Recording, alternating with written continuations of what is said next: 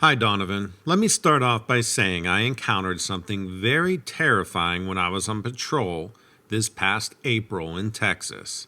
It wasn't of this world and its face was half off. I was on patrol in the middle of the night. I was with my partner and we were driving along the road which goes through a sparsely populated forest. We had just passed a house and there wasn't much around us. It was very quiet. I remember looking out my window and seeing something move quickly behind the trees. It looked like it was crouching down with its head tilted to the side as if it was looking at me. I told my partner to stop so I could get out and take a look around. As soon as I got out of the car, I could see this thing crawling on the side of the road.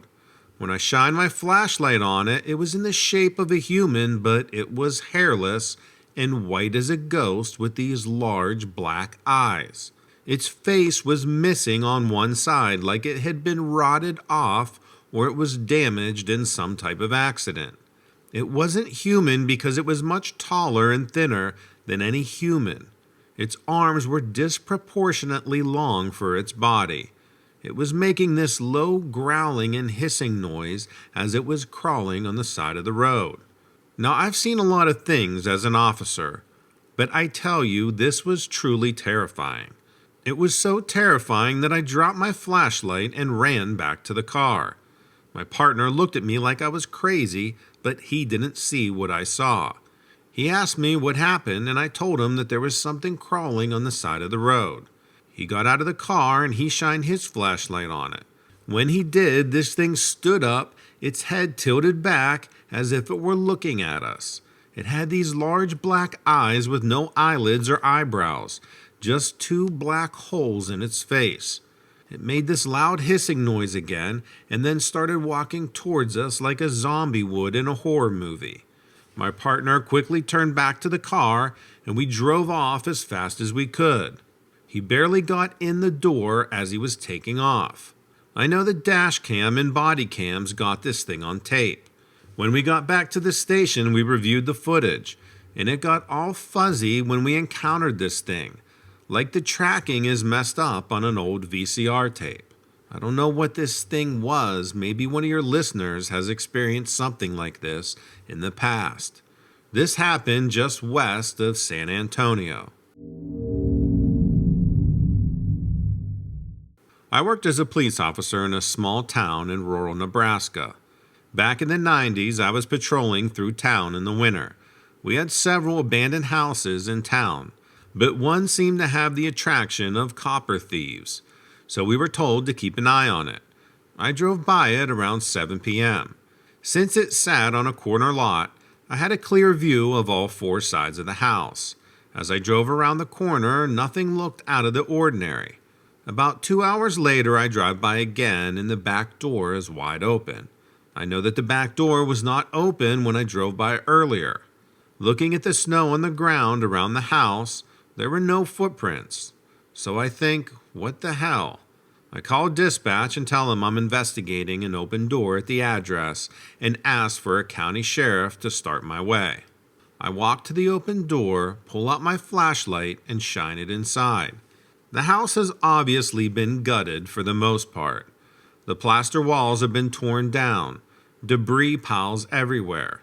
Since there were no footprints in the snow around the door other than mine, and with all the dust on the floor not showing any footprints, I chalk it up to the wind or maybe the door just opened on its own.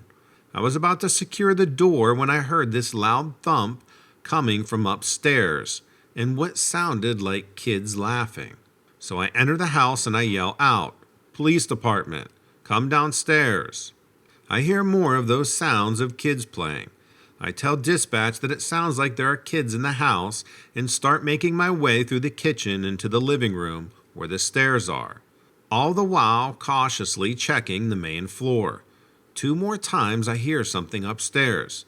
But since I've had no response, I start thinking maybe it's an animal. Still, I hear what I swear was kids laughing. I head upstairs and it gets all quiet. The upstairs is relatively small with a hallway at the top of the stairs that has one bedroom on the right, one straight ahead at the end of the hall, and a bedroom on the left. As I get to the top of the stairs, I hear a thump in the bedroom to the left. I carefully peek inside the door, and it's an empty room with a small pile of plaster and wood debris in the middle. No kidding. Sitting on top of the pile of debris was a page torn out of a child's book with a picture of a police officer on it. The hair stood up on the back of my neck so quickly, I got out of that room and quickly cleared the other rooms upstairs and got the hell out of there. I told dispatch nobody was in the house. I locked the back door and I never went back in there again. My uncle works for dispatch in my town, and he recently told my family the weirdest call he's ever received. He said that he received a call from a landline one night when he answered it. There was only static on the other end. This happened 2 more times. Finally, he calls a squad to go check out the address from the caller ID. When the cop got there and walked into the house, they immediately saw that there was a dead body. The person had been dead for 5 months. The craziest part about it was that there was no electricity or other utility working.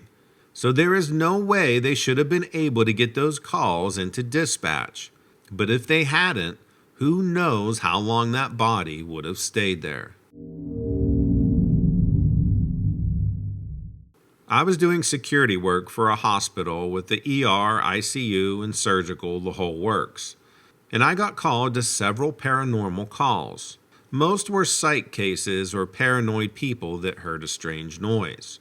This time, more than one nurse saw a guy on camera who was on his desk bed.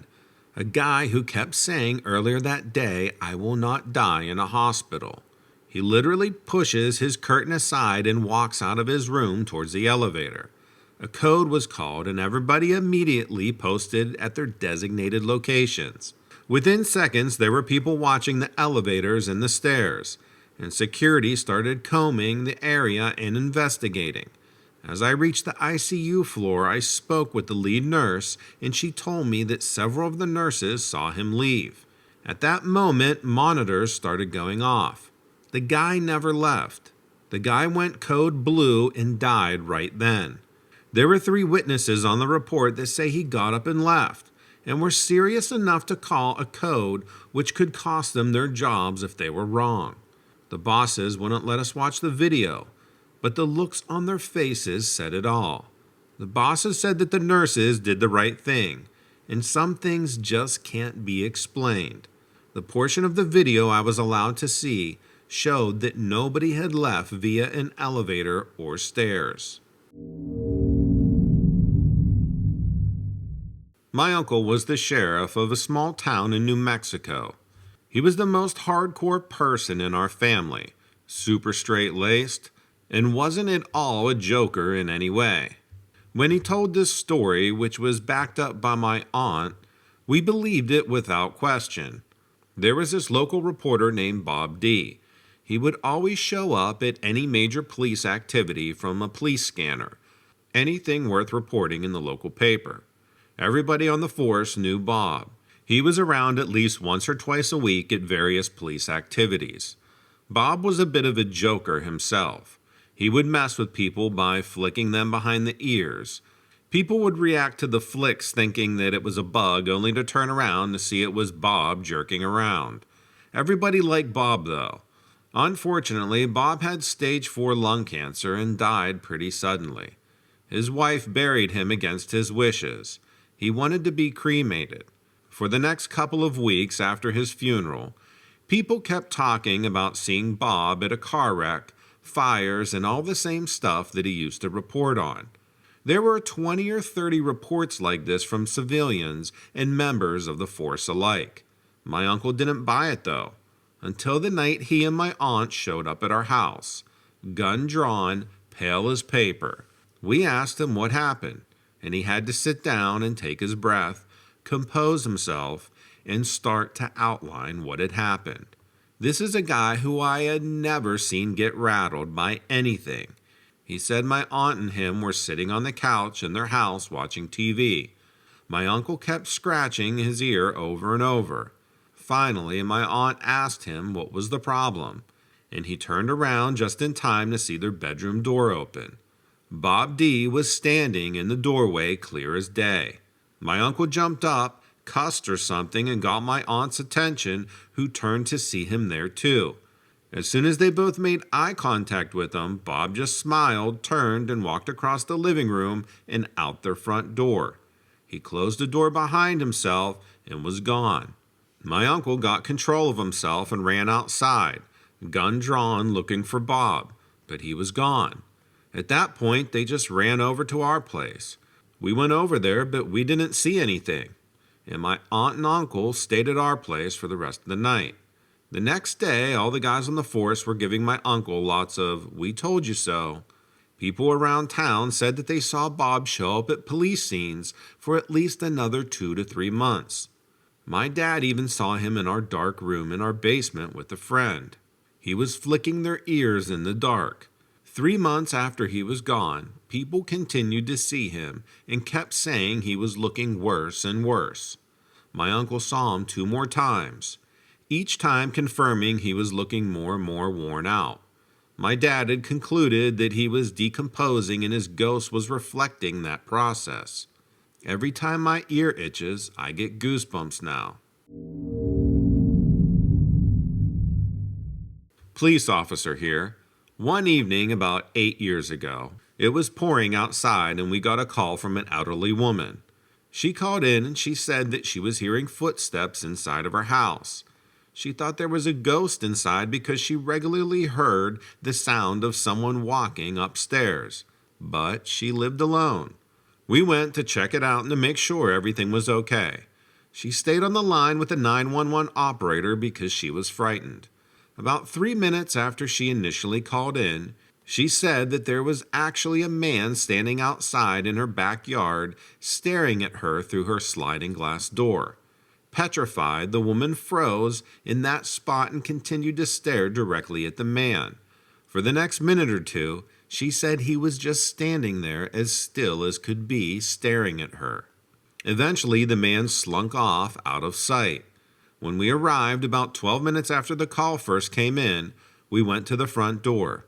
I remained in the foyer with the woman, and the other officer went to the backyard to see if the man was still hiding out, or if there was any traces of him. I spoke with her for several minutes until the other officer returned. He said there was no trace of anyone having been in the backyard.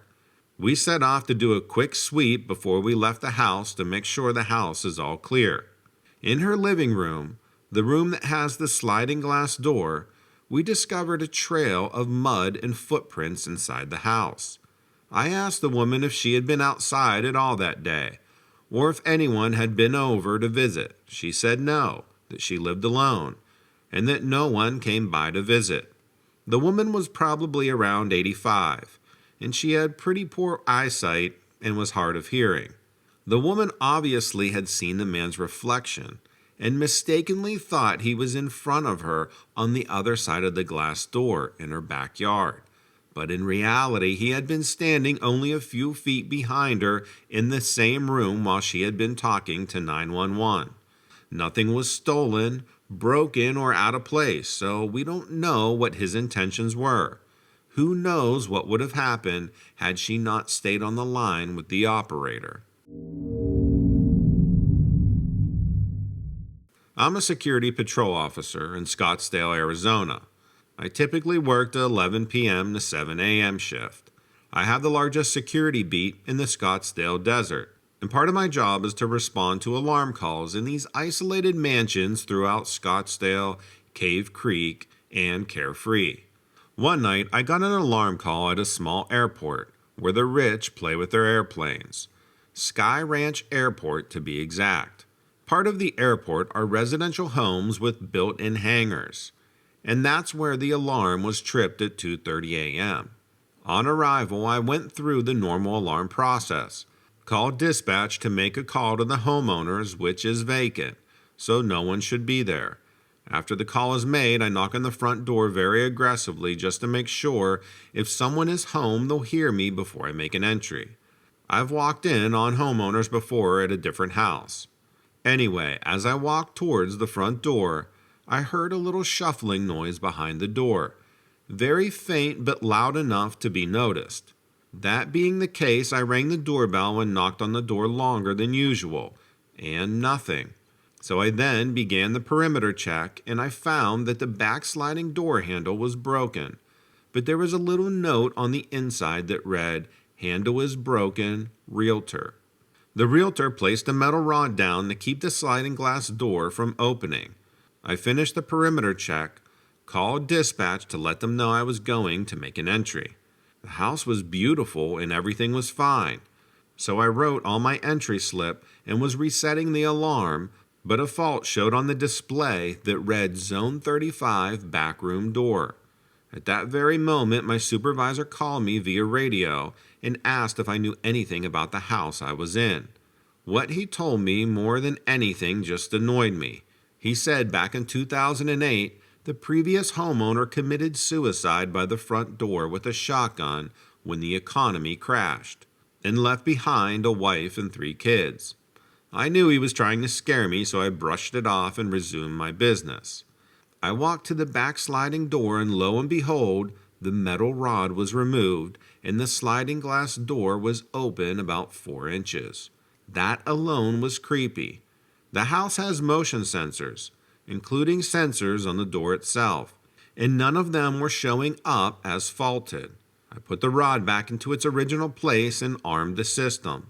A few months later, I had an alarm call at a different house, and this time the Scottsdale police assisted me. After the call was over and done with, we stood outside the home BSing, and I asked the police if they knew about the house and Sky Ranch Airport. One of the officers said he was one of the first police officers on the scene shortly after the homeowner committed suicide. They confirmed the suicide, and if I ever respond to that house again, I'll make sure I ask for backup.